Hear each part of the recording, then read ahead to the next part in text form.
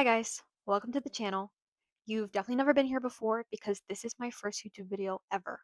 But my name is Catherine, and if you clicked on this video, there is a good chance that you are a sapphic or a trans man who's interested in some options for queer family building. Or maybe you just want to know what reciprocal in vitro fertilization is, and if it could be right for you or someone that you may know. I'm making this video because there is very limited accessible information about RIVF. And a lot of people are getting their knowledge from TikTok family vlogs, which are entertaining, but not really realistic or contextualized. Most of us are not TikTokers making that kind of money. And while I think people should be able to share their personal journeys, I think we should take a minute to talk about some of the realities of RIVF in America instead of letting social media be the basis of our view of assisted reproductive technology, especially as it continues to increase in popularity as an option for queer reproduction. We're in a time right now where questions like who should be able to have families and how is at a high. Mixing that with new legislation and expanded technology, it gets messy. I think you can probably tell by looking at me that I am young and therefore not an expert in this field and not someone who has personal experience with RIVF. But as a university student, I chose to do a deep dive into RIVF with the broader context of reproductive justice in one of my classes. I chose to look at RIVF because I feel like it's something I would personally be interested in for the future, but whether that will actually happen remains to be seen. I have learned a lot of information from many academic sources and even wrote a whole paper on things I think could be helpful for others to know. In this video, I hope to compile some of that information today. I know it may seem simple. Fancy fertility technology allows people to have babies that look like their partner, but it's actually a very nuanced topic. Everything needs context. For instance, in the RIVF TikToks I've seen, the discouraged comments that people are leaving under them illustrate why we need a conversation about RIVF. So, in this video, we're going to look at some TikToks by several creators that show how social media presents RIVF, and then try to contextualize with some academic research and just generally have a conversation that can help you think about RIVF in relation to social factors and this thing called reproductive justice. Okay, so I said RIVF like a million times already, but what is it? According to the Nevada Fertility Institute's website, reciprocal IVF means that the ovaries of one partner or both partners in the couple are stimulated using hormone medications for up to 2 weeks to produce mature eggs, which are then retrieved from the person's body without making any cuts or incisions on the person. These mature eggs are then combined with donor sperm outside of the uterus in the laboratory to create fertilized embryos. The embryos are then inserted into one partner's womb to develop into a pregnancy. It's a popular form of assisted reproductive technology for same sex female, non binary, and trans inclusive couples. The key is that both partners have a biologically female reproductive system and use outside sperm to reproduce. According to a 2022 study by Greenwald et al., successful in vitro fertilization and a cisgender female carrier using oocytes retrieved from a transgender man maintained on testosterone. It also hasn't been found that continuing testosterone treatments significantly impacts egg collection. While there still needs to be more long-term studies, it's important for anyone watching who is trans to know that RIVF may still be an option for you without having to risk your mental wellness by stopping testosterone for an extended period of time. RIVF collected embryos can also be frozen for future use, but with the current political conversation around fetal personhood, there's a lot of tension about whether fertilized eggs count as human beings and are protected by the law. That means processes like IVF and RIVF are a hot topic, and some clinics are no longer providing services that may get them in legal trouble. This fits into a larger conversation around assisted reproductive technology happening right now because of the decreased birth rate, which connects back to reproductive justice. At the moment, the future honestly feels pretty uncertain for queer people who want biological families. Not that you have to want biological families or go through ART. Lots of people actually choose to create a non traditional and inclusive family structure that goes against the nuclear norm.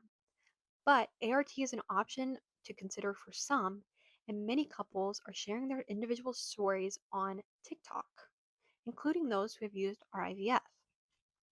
But it's not all cute vlogs and caring clinics who make your dreams come true. At best, assisted reproductive technology is difficult to navigate, even for heterosexual couples. At worst, people, especially BIPOC queer people, can face hostile conditions that challenge their ability to build the family they want. Keep in mind, I found these TikToks under the RIVF hashtag and then did some further investigating on pages where videos popped out to me. I gravitated towards a few creators who really focus on their ART and pregnancy journeys, family vlog style. Honestly, I'm in no way criticizing these people for how they represent RIVF or their queer family. I merely want to use this content as a jumping off point in order to argue that when we only get our information about our queer reproductive possibilities from social media, we lose a lot of valuable information, including socio political contexts. Individual stories are wonderful, and I am happy for all of these couples, but we need a little bit more before we can get a full picture of RIVF and general ART. Okay, so that's out of the way. The first one is from Becky Hayter, or at Hayter25, and she's successfully gone through the process and now has one adorable son who her partner carried. She gives a pretty brief description of RIVF and then breaks down the costs of RIVF she had. Her partner and her have the plan to carry each other's eggs, which actually isn't uncommon, but I'm not sure they've taken the step yet for Becky to be pregnant with a second child. So right now, her perspective is the non birthing parent. Here's a breakdown of how much we've spent so far on reciprocal IVF. Reciprocal IVF is when one partner is carrying the other's eggs. It doesn't have to go both ways, but for us, that's what we decided to do. The plan is for Leah to carry my egg and me to carry Leah's egg. So when exploring pricing, we knew we had to double it. This is very important. Fertility clinics are privately priced. You need to make sure that you price shop. Let's go through donor costs first. For this, we used a company called Seed Scout. Cannot recommend them more. It is a private donor matching company. It was the most beautiful part of our entire process. Here's the breakdown. Donor lawyer, $500. Our lawyer, $1,000. Notary, $50. Donor genetic testing, $120. Psych evaluations, $300. Donor agency fees and donor fees, $10,000. Retrieval clinic fee, $200. Sperm donation, testing, and counseling, $2,785. Sperm storage, $600. With a grand total of $15,555. Now for the IVF costs. We met with 4 different clinics and got estimated pricing from all of them. Clinic number 1, the consult was $100, estimated cost of $24,800 each. Clinic number 2, $300 consult with an estimated cost of $24,100 each. Clinic 3, $350 consult, $23,100 estimated cost each. Clinic number 4, who we ended up going with, was $100 for the consult, $8,900 estimated each. Then came the actual IVF costs. I didn't expect to have mine covered through insurance, but my company changed its policy and removed the infertile diagnosis, so mine ended up being covered by insurance. But there's still costs associated with that. Genetic testing for Leah was $800. IVF cycle for Leah was $5,919. An estimated around $400 of copays for Leah. I ended up reaching my max deductible, which was $2,500. And then meds that were not covered for me were $879, with a IVF grand total of $11,348 for both of us. If I wasn't covered, it would have been whatever Leah paid and double that. For a grand total, we have spent $26,903. That is with 1 successful IVF transfer. Mine didn't take, Leah's did. She's 26 weeks pregnant with our son. Let me know if this was helpful and if there's any parts of our journey you want us to break down. Thanks. Okay, so RIVF is obviously expensive. And she mentions that fertility clinics are private. In America, that is pretty much the norm for things like RIVF. People going through such a long process where even just one cycle of RIVF on average costs $20,000 want to use private companies they feel are more trustworthy or private. But snooping through Becky's other videos, she actually said she was not happy with her treatment at the fertility clinic, which is pretty common for queer couples because they feel discounted, crammed into gender norms, and less respected than their straight counterparts. However, the majority of current gay clinic users are unsurprisingly middle and upper class white lesbians who fit a more socially acceptable model and want biological kids. It can be much worse for trans individuals, nonconforming queer people, and people of color. In the article Space Invaders Queer and Trans Bodies in Fertility Clinics from 2018, Rachel Epstein, an academic in sociology and women and gender studies, interviewed different groups of queer couples using fertility clinics in Canada to center the idea that the heterosexual matrix that clinics circulate around needs to be reordered to have less assumptive links and more inclusion. In more recent years, access to AHR, which is ART, services for LGBTQ people in North America has been facilitated by a shift from a model that centers the best interests for the child to one that is more about the adult citizen's right to reproduce. However, AHR services were established to assist cisgender, heterosexual, financially resourced couples who are experiencing infertility and therefore are the people who continue to be imagined as the appropriate and ultimately deserving users. A quick look at the image on clinic websites or in fertility industry magazines makes it clear who the imagined users are: white, heterosexual couples with money and good looks. As a result, queer people, many of whom are good looking but lack the other criteria, are often brought under the rug of a highly medicalized, profit making system with which their bodies and families most often do not fit. Gay people historically have been discouraged from reproducing for a variety of reasons. And even though we're getting to a time where it's somewhat acceptable, there are still barriers up, especially when people are non conforming to societal expectations formed with heterosexual ideals of family. People feel isolated, they feel like they're invading a space that isn't theirs. This is only compounded by the fact that gay people's fertility struggles are not perceived the same as heterosexual people, despite having long term medical battles to conceive. It's needles and constant appointments, egg extractions, hormone changes in the body. It's painful for both partners.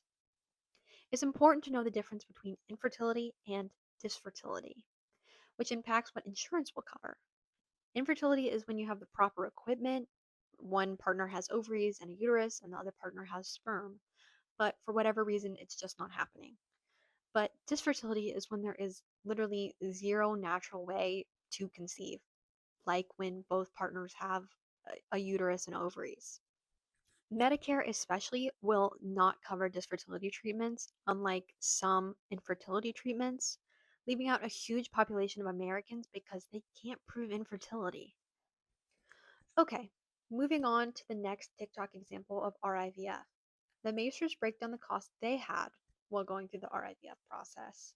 They currently have one adorable son as well, who is a little older than the Hayters, and they're pregnant with a second.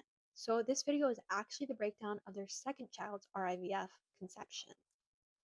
Here is the cost breakdown for reciprocal IVF. So many of you guys have asked for this, and just for reference, we live in Southern California, so it could be different depending on where you live. $14,600 for the retrieval of Aaliyah's eggs and my implantation procedure. So that includes everything, all the appointments and all of that leading up to it. About $1,800 for getting the sperm, all the shipping, all that included. $300 or so for genetic testing for Aaliyah. $3,000 for a hysteroscopy for me. $6,500 for medication. That's like the ballpark of it. And then about like $500 for miscellaneous medication. Things like having to go get Valium before a procedure and antibiotics and stuff like that. The amount that they quote is about $24,000, and then obviously that changes depending on how much medication you need and other procedures that you might need. Even though she's pregnant now, we stay with the clinic until we are 12 weeks and we graduate from there. So the total right now at 5 weeks pregnant. Total right now at 5 weeks is $26,700. You're 12 weeks and we graduate and we're all done with the IVF place. The total should be around $30,000. Okay, so around $30,000, which they say is about the price range for their first conception too. Keep in mind, this is only to conceive. This does not include prenatal appointments or the actual birth, which everyone in America knows is like outrageously expensive. You might have noticed that in both videos, the couples did extra testing, whether genetic or even a psych eval, which I think was for the sperm donor. I can understand why you would do this because you're already artificially reproducing with technology. So, why not have some peace of mind that you're giving your child the best opportunity possible? But that can also lead to bigger questions about the future of ART that feminist studies and procreative moral philosophy academics are already grappling with. Where's the line in testing between looking out for your kid and policing their genetics? Would having a kid predisposed to certain traits really be that bad? I wouldn't go so far as to say eugenics, especially in this case, but it is a question for the future of assisted reproduction that can be related to ableism and even capitalist society structures. Speaking of capitalism, people also typically implant the strongest embryo or even multiple to try and make sure the pregnancy will stick because each cycle of RIVF is so expensive. It's important to keep in mind that these people, Becky Hayter and the Macers, have supplementary or even full time income from social media and live in more urban areas where there is a larger number of fertility options, which is not realistic for most of America. They're obviously talking to a very specific tax bracket of lesbians and sapphics who live in a specific area, like big cities. Even when they preface with where they live, California, it's it's clear in some of the comments that people coming across the videos are by and large shocked and discouraged by the prices for their own futures. And who can blame them? I mean, RIVF is expensive and inaccessible to a majority of people right now. So, if it's incredibly expensive, might not even work on the first try, and you could get treated poorly by fertility clinics, why do people want to do RIVF so badly? It usually has to do with the idea of parental security. You want to feel like your baby is your baby, whether by genetically or by being the one who physically births the baby. You may feel more legally and socially secure to claim the child. Because by law, biological ties are 100% prioritized. For gay men, this can mean one or both using their sperm with a surrogate to have biological ties, or with lesbians, RIVF is a common way to feel reassured no one is going to snatch your kid. And looking at our history and current timeline, who can blame them? Women's and LGBTQ rights are being challenged all the time.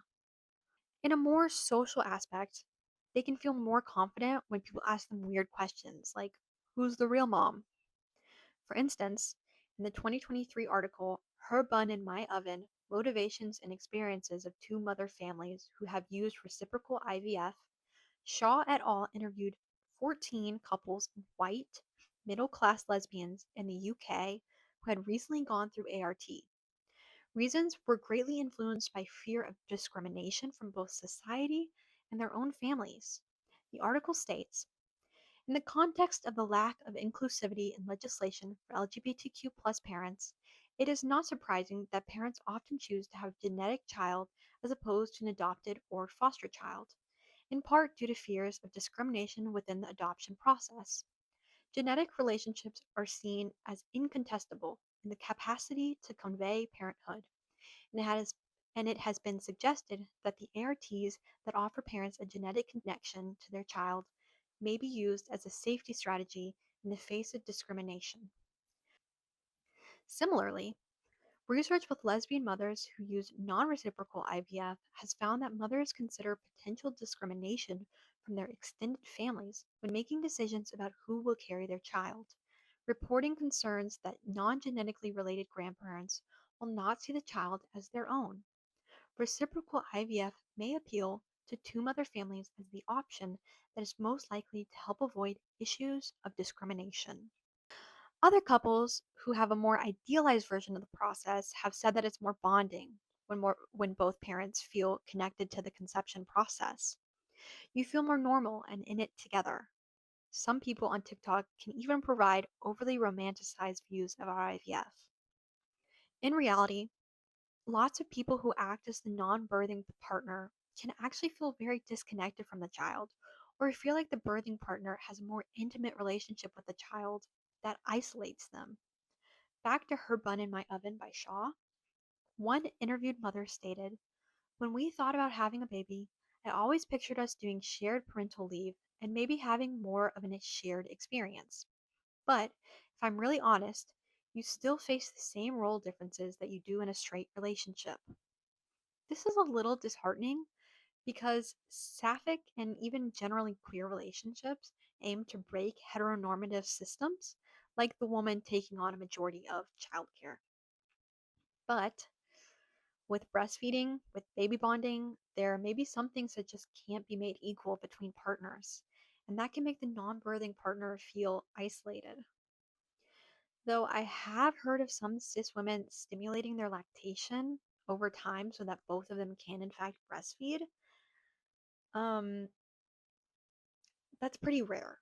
Even though it's cool that the human body can do that, but it's pretty rare. I'd like to point out that some non birthing partners are non binary or trans and do not want the feminizing role and will gladly let their partner take it. Even with cis women, lots of us don't want to be pregnant. It's a life changing thing that not everyone wants to do. So I really think it's a case by case basis, but it's important to know that the isolated feeling is something that I've seen multiple times in research with cis lesbians and sapphic partners. We can actually see this in some of the TikTok RIVF experiences like family vloggers share. For instance, Becky Hayter has a clip talking about this exact feeling. Let's look. Being a non-birthing parent is so different. And so like I feel like I relate so much to people in that situation, and there's probably so many people that get like kind of left behind in it cuz like I mean men are men in general, so like you don't question, I don't know, it's like I felt so alone and just I felt like these fucking tears. I felt like so much more empty because of the expectations people think you should be having. And so when people constantly would be like, oh my God, isn't this the best day of your life? Are you just in this like bliss of like newborn? It's like, no, am I supposed to? So she actually compares the experience of being a lesbian non birthing partner to how men must feel during the pregnancy process. It's very interesting to see how she talks about how romanticized the idea of being a parent was versus how she actually felt when her son was born. I sympathize with anyone feeling isolated, but I don't really love the idea that the birthing person, the non birthing person, will always feel alone during the process. I've never been on either side of that, but my perception of it is that it depends on how much you communicate with your partner. You need to seek opportunities to feel connected. Go to the appointments. care about how your partner, like the one growing the human being inside of them, is doing, and like do things that make you feel proactive and connected. Like look for ways. I think there are ways to solve these emotions instead of building resentment towards your partner, who is probably also feeling disillusioned with being pregnant. I think some of the animosity at not being the one to carry, but also being the one genetically related to the child, ties to this thing called bioparent essentialism. Bioparent essentialism basically says that people have an intrinsic need to have young biologically related to them, or that there's an innate need to parent young that you are related to. We can see this in tons of ways in American society, and in practice, it's actually pretty damaging.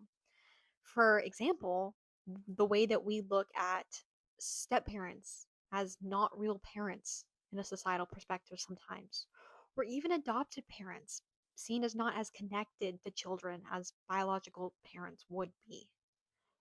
With RIVF, the idea of security is important, with both women feeling legal claim to the child, but things like bioparent essentialism can also affect feelings toward the child, both if you are the one who is genetically related and if you are the one who actually like birthed the child.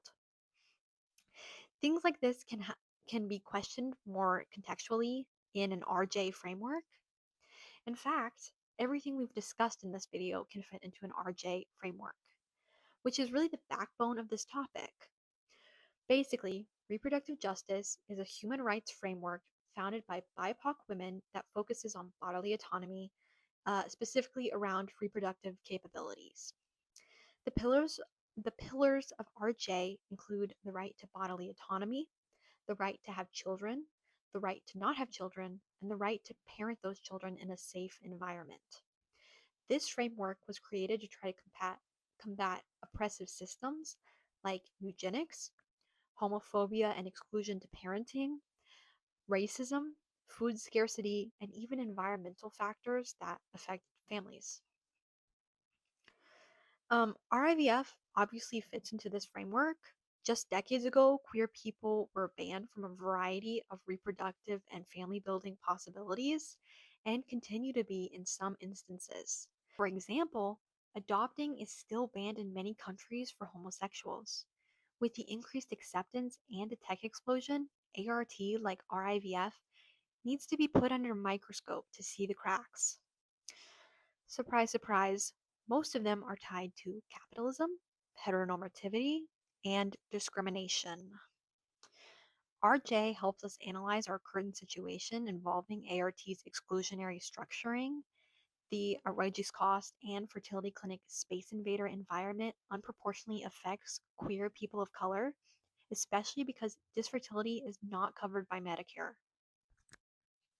This delves into intersectionality, which is the idea that different social categories like race, gender, and sexuality converge and affect a person's life with unique experiences. Black women, for instance, have unique experiences because they experience racism and sexism at the same time. RJ looks at the whole picture of factors in America that disproportionately affect intersecting groups of minority people to try and find root causes and create future solutions to increase equity.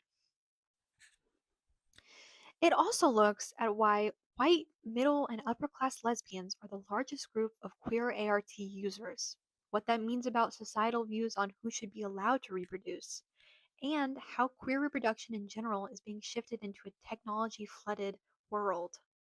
Mamo, a scholar in public health and culture who has written several books on queer identity and relationships, investigates how bioparent essentialism affects queer couples' family making and argues against this new heteronormative version of creating families. She advocates for queer kinship, where biological relationships and heteronormative qualities should be less important or subverted.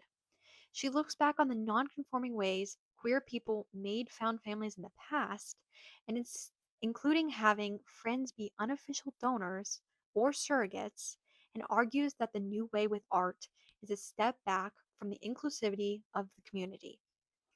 Mamo states, I found by the mid 1990s and into the 2000s, lesbian reproductive choice was increasingly shaped by and constrained within what had emerged as a biomedicalized menu of technological offerings. In other words, their access and use of ART was increasingly structured by biomedical organizations and their technological offerings. Choosing a male friend and expanding relationships to include co parenting, special uncles, or biodads was fast disappearing from their reproductive possibilities. The practice of sperm banks to freeze, quarantine, and anonymize sperm protected people relying on sperm donation from paternal parental claims to their future children. She goes on to say that reproduction has become stratified, with biological relatedness becoming more important to the lesbian couples, while donors are regulated to being commercialized biosubstances that have no rights. This has led to a kind of death of widespread queer kinship, where donors were previously seen as part of an inclusive family structure. There is now almost a privatization of a family built on a nuclear framework, just two moms and a baby. While she does talk about the situation mostly collectively, Mamo seems to see this change as a negative thing, and I can't say that I agree with her.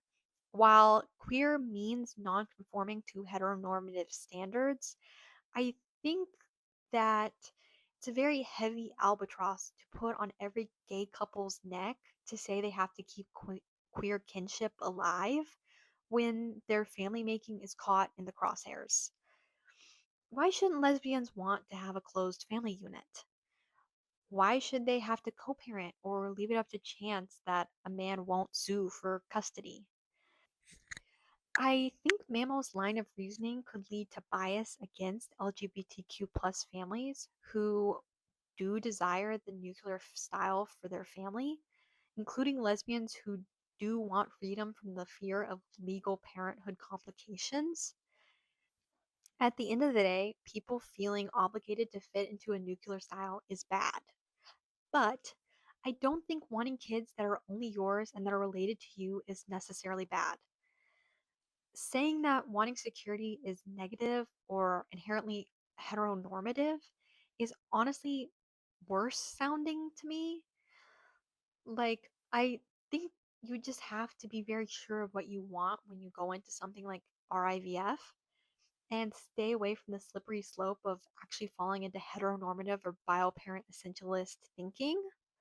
RIVF can be a good option with the right reasons, and biomedicalization may have downsides, but it's also offering new opportunity to queer couples through doors that were previously closed.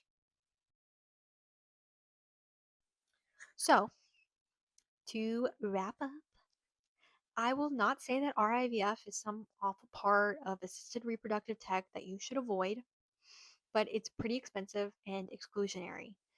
And TikTok can kind of glide over the details of that.